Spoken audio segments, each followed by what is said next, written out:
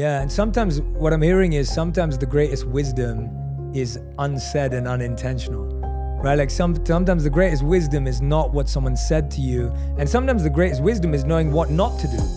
I think we think of it as like knowledge or learning means someone's telling me what to do and they told me the right thing.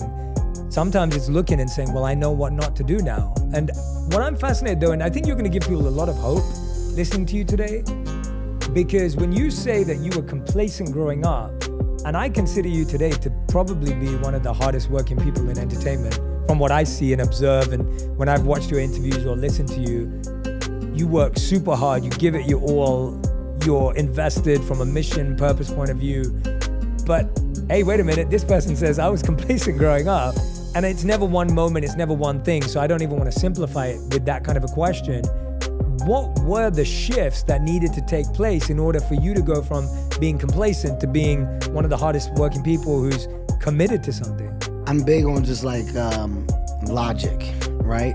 And there's this like moment that I had where I just kept saying, why not? Like, why, right? And Russell Westbrook is a good friend of mine. I tease him all the time because the one saying that he has that I wish I would have had, or I wish I got to first is why not, right? And it's so genius. It's so genius. It's so simple, but yet so profound. You don't just have to have one job.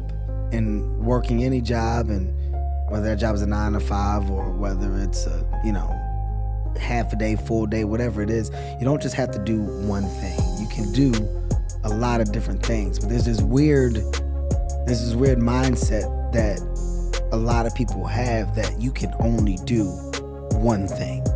And when I realized I don't have to just do one thing, I can do a lot of different things. You can be good at a lot of different things, but you don't know that you're good at a lot of different things unless you try a lot of different things. And when I looked around and I kind of just realized how the world goes around, it's all based off of creativity. It's all based off of ideas. It's all based off of thought-provoking, then groundbreaking opportunities.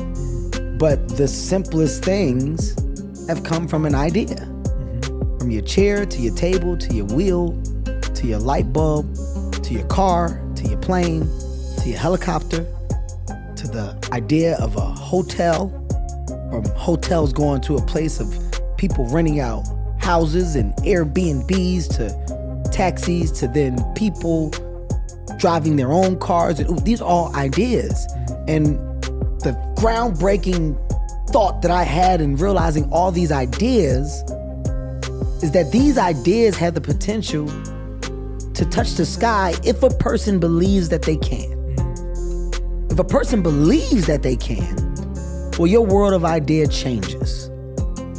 Your reason for getting up, your reason for putting your feet on the ground every morning, it can change if you believe that the purpose that you now have and that you're working towards, based off of an idea, is something that you can succeed in. I grasped that understanding and I attached it to everything that I tried to do. I did not set out to be the actor, the director, the writer, the producer, the CEO, the chairman, the advisor. I did not set out to do any of these things. And I'm gonna make it very clear, I don't have the educational background for any of these things.